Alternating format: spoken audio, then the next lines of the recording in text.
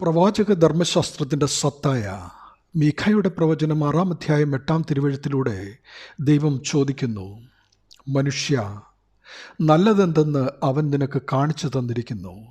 ന്യായം പ്രവർത്തിപ്പാനും ദയാതൽപരനായിരിക്കാനും നിന്റെ ദൈവത്തിൻ്റെ സന്നിധിയിൽ താഴ്മയോടെ നടപ്പാനും അല്ലാതെ എന്താകുന്നു യഹോവ നിന്നോട് ചോദിക്കുന്നത്? ശിത്തീം യോർദാന് കിഴക്കുള്ള അവസാനത്തെ താവളവും ഗിൽഗാൽ യോർദാന് പടിഞ്ഞാറുള്ള ആദ്യത്തെ വിശ്രാമസ്ഥലവുമായിരുന്നു. ഈ താവളങ്ങൾക്ക് മധ്യയാണ് ദൈവം ഇസ്രായേലിനെ അത്ഭുതകരമായി യോർദാൻ കടത്തിയത്.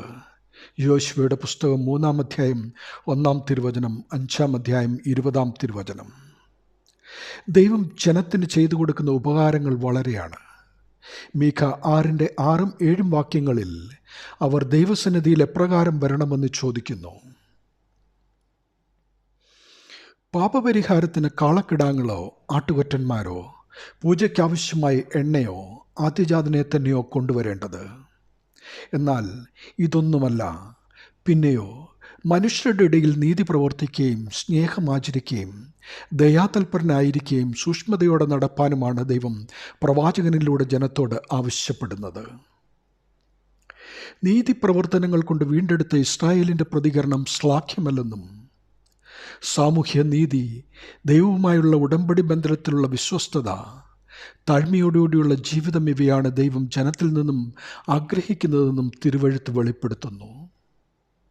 യഥാർത്ഥ ഭക്തിയുടെ നിർവചനം യാക്കോബിൻ്റെ ലേഖനം 1 അധ്യായം 27 തിരുവചനത്തിൽ കൊടുത്തിരിക്കുന്നത് ഇപ്രകാരമാണ്: പിതാവായ ദൈവത്തിൻ്റെ മുമ്പാകെ ശുദ്ധവും നിർമ്മലവുമായുള്ള ഭക്തിയോ, അനാഥരെയും വിധവമാരെയും അവരുടെ സങ്കടത്തിൽ ചെന്നു കാണുന്നതും ലോകത്താലുള്ള കളങ്കം പറ്റാത്തവണ്ണം തന്നെത്താൻ കാത്തുകൊള്ളുന്നതും ആകുന്നു.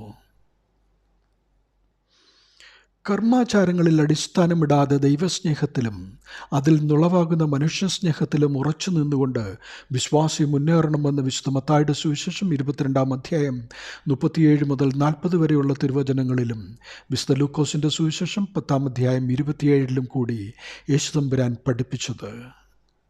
അതെ, നമ്മുടെ ദൈവമായ കർത്താവിനെ പൂർണ്ണ ഹൃദയത്തോടും പൂർണ്ണാത്മാവോടും പൂർണ്ണ ശക്തിയോടും പൂർണ്ണ മനസ്സോടും കൂടെ സ്നേഹിക്കുകയും കൂട്ടുകാരനെ നമ്മെപ്പോലെ തന്നെ സ്നേഹിക്കുകയും ചെയ്യാം. വചനം നമ്മിൽ ജഡം ധരിക്കട്ടെ. ദൈവനാമം മഹത്വപ്പെടട്ടെ. ആമേൻ.